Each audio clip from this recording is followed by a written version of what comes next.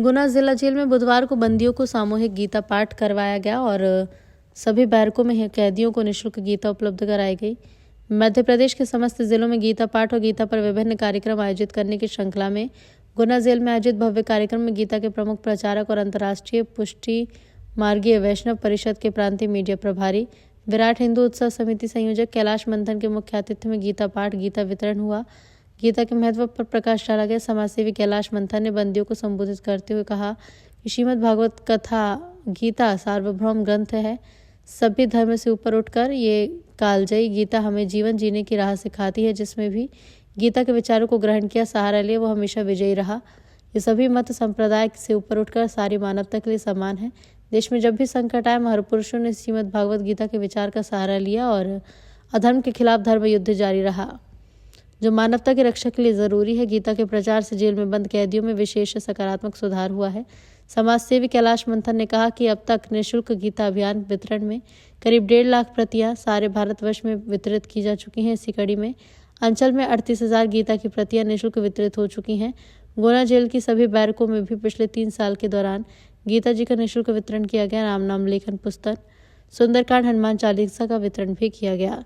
Jail अधीक्षक Atul Sinha, jailer सरसवंत Singh Watham के निर्देशन में चलाए जा रहे बंदी सुधार कार्यक्रम के तहत समाजसेवी कैलाश मंथन ने पिछले 1 साल में लगातार 9 कार्यक्रम के माध्यम से बंदियों के जीवन में सकारात्मक परिवर्तन कराया।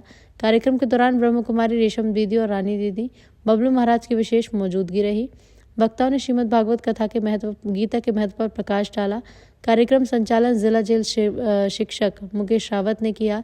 जेल प्रशासन के विशेष प्रयास से कैदियों में सकारात्मक और समाज के प्रति सद्भावना और संवेदनशीलता का विकास हुआ। 1 दिसंबर को गीता जयंती के मौके पर प्रतिवर्ष शासन के आदेश अनुसार जेल परिसर में गीता जयंती मनाई जाएगी। बिछुड़ गए, आप अकेले ही, अकेले आए, अकेले जाओ। तो अकेले आए, अकेले जाओ तो क्या करें? करो, गीता कहती है क्या करो? धर्म पर चलो। तो भाई तुम एक बात सुनो, खाने पीने व्यवस्था सब आपकी हो रही है, सब हो रही है, शांति रखो, सब हो रही है। आपको नियमित कोई भोजन दे रहा है, कोई पानी पिला रहा है, सब हो रही है व्यवस्था। यही व्यवस्था कहाँ होती है बात? फर्क इतना है कि हम 4 दीवार में बंद हैं, लेकिन 40 सेवक आपके लिए खड़े। यही भगवान की देन है, नहीं तो मर जाते आप, कोई गोली मार देता आपको। कई लोग ऐसे होंगे जो लोगों के निशाने पे होंगे, कई लोग ऐसे हों जो बच्चे की भावना रख रहे होंगे। भगवान की कोई नहीं सोचता, देश की कोई नहीं सोचता, धर्म की कोई नहीं सोचता। अरे अपना ये आपराधिक जीवन यदि धर्म के लिए नौचावर कर दो, चलो ठीक है, धर्म के लिए मरना, धर्म के लिए मिटना, देश के लिए मरना, देश के लिए मिटना। मजदूर का आज तक 700 रुपये मजदूरी मिल रही है, कम नहीं होती। पूरा परिवार का पालन होता है। मजदूरी कर लो, बाहर चले जाओ। दुनिया ने यहाँ तुमको यहाँ के बैठा दिया ना, 1-2 साल की, बाहर चले जाओ, मजदूरी करके खा लो। लेकिन अपराध करोगे बार बार तो मात खाओगे। सबसे बढ़िया साधन है, एकांत में बैठ जाओ कि गीता मैं आपको उपलब्ध करवा रहा हूँ, गुरु जी द्वारा गीता उपलब्ध करवाई गई है। आज मुझे बड़ा विचलित मन है मेरा, क्योंकि हम लोग इतना प्रयास करते हैं। बहन जी ने अभी नशा मुक्ति अभियान चलाया, वो उनका प्रोजेक्ट लेके आएंगी अभी 10 तारीख तक। तो आप ध्यान से देखना कि आप तो हम लोगों के लिए कितना काम कर रहे हैं बड़ी बड़ी संस्थान। तो आज के दिन ये गीता पाठ यहाँ किया जा रहा है, ये प्रथम अध्याय है।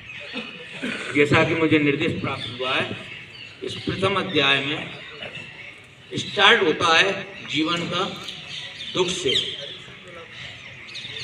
तुम जेल में आ गए,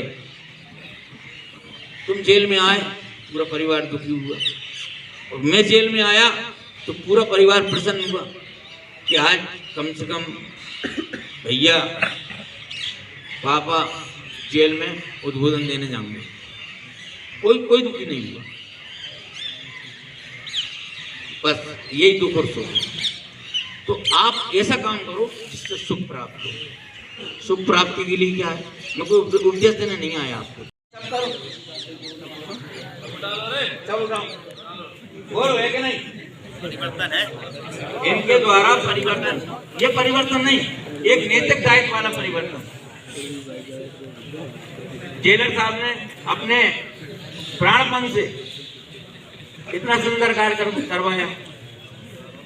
तो कहने का तात्पर्य ये है कि दुख से सुख की ओर बढ़ोगे। तो पहला दूसरे अध्याय का पहला श्लोक है, कुतस्त्वा कस्मन्निदं विस्मयसम उपस्थितम। कुतस्त्वा कस्मन्निदं,